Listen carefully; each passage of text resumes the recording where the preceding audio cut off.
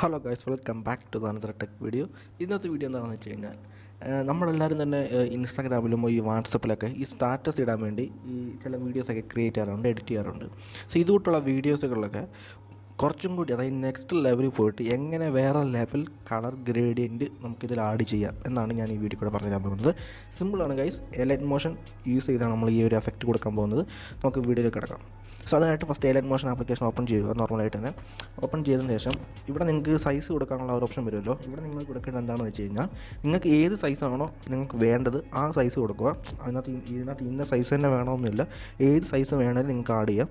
So ഞാനിപ്പോൾ 1:1 എന്ന് പറഞ്ഞ സൈസ് ആഡ് ചെയ്യുകയാണ്. സോ ക്രിയേറ്റ് കൊടുത്തിട്ട് അപ്പോൾ എനിക്കിങ്ങനെ വരുന്നതായിരിക്കും. ഇവിടെ നമ്മൾ നോർമലി ചെയ്യുമ്പോൾ എന്താണെന്ന് വെച്ച് കഴിഞ്ഞാൽ ആ ഫോട്ടോ ഇവിടെ ആഡ് ചെയ്യണം.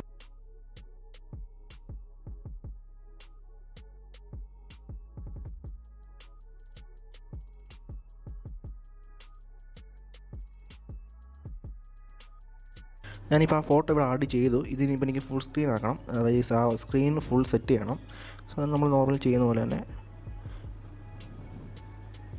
കൊടുത്തിട്ട് നമുക്ക് ആവശ്യമുള്ള രീതിയിൽ അത് ഡ്രാഗ് ചെയ്ത് കുറച്ച് സൂം ചെയ്ത് ബോർഡർ കാണാത്ത രീതിയിൽ ഡ്രാഗ് ചെയ്ത് സൂം ചെയ്ത് വയ്ക്കുക.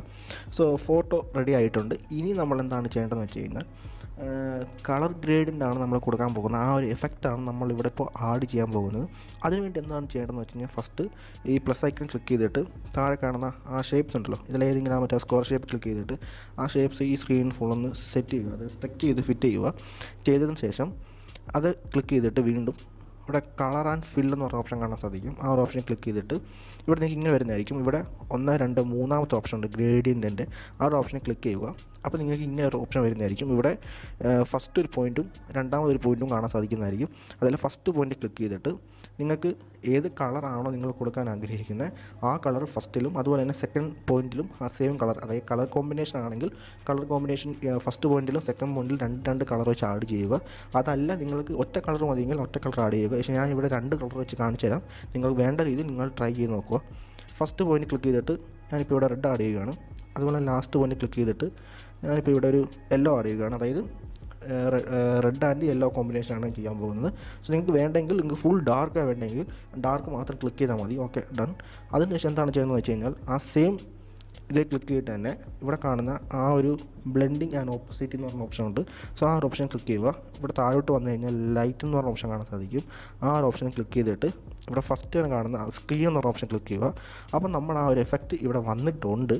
ഇനി എന്താണ് ചെയ്യേണ്ടതെന്ന് വെച്ച് കഴിഞ്ഞാൽ നമ്മുടെ ആ ഒരു എഫക്റ്റ് ഇപ്പോൾ ഫുൾ ഫ്ലഷിൽ കിടക്കുകയാണ്. സോ നമുക്ക് വേണ്ട രീതിയിൽ അത് അഡ്ജസ്റ്റ് ചെയ്ത് കുറയ്ക്കണം.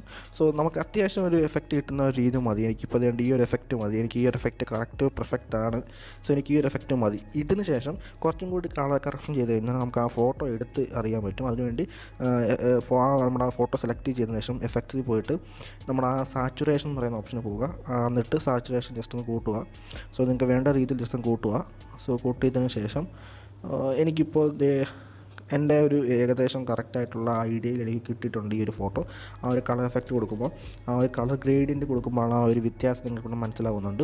സോ ഇത്രേ ഉള്ളൂ ഗൈസ്. ഇങ്ങനെയാണ് നമ്മുടെ ആ ഒരു ഫോട്ടോസ് ആയിക്കോട്ടെ അല്ലെങ്കിൽ വീഡിയോസ് ആയിക്കോട്ടെ, ഞാനിപ്പോൾ ഇവിടെ ഫോട്ടോസ് വെച്ചാണ് കാണിച്ചത്. സോ എന്തിനും ആയിക്കോട്ടെ നമുക്ക് സൂപ്പറായിട്ട് കളർ ഗ്രേഡിയൻറ്റ് ആഡ് ചെയ്യുന്നത് ഇങ്ങനെയാണ്. നിങ്ങൾക്ക് വേണ്ട രീതിയിൽ നിങ്ങൾക്ക് അത് സൂപ്പറായിട്ട് ഇഷ്ടമുള്ള കളർ ആഡ് ചെയ്യുക, അല്ലെങ്കിൽ ഫുൾ ഡാർക്ക് വേണമെങ്കിൽ ഡാർക്ക് സെറ്റ് ചെയ്ത് സൂപ്പറായിട്ട് എഡിറ്റ് ചെയ്യാൻ സാധിക്കും. ഓക്കെ ഗൈസ്, ഇത്രയുള്ള ഒരു വീഡിയോ ഇഷ്ടപ്പെട്ടുണ്ടെങ്കിൽ ലൈക്ക് ചെയ്യുക, ഷെയർ ചെയ്യുക. കൂടെ തന്നെ നമ്മുടെ ആൻഡ്രോബിക്സ് യൂട്യൂബ് ചാനൽ സബ്സ്ക്രൈബ് ചെയ്ത ആൾക്കാരുണ്ടെങ്കിൽ ഉടൻ തന്നെ സബ്സ്ക്രൈബ് ചെയ്യുക ഗൈസ്. പുത്തൻ ടെക് വീഡിയോകളുമായി വരുന്നവരെ stay tuned and stay safe guys.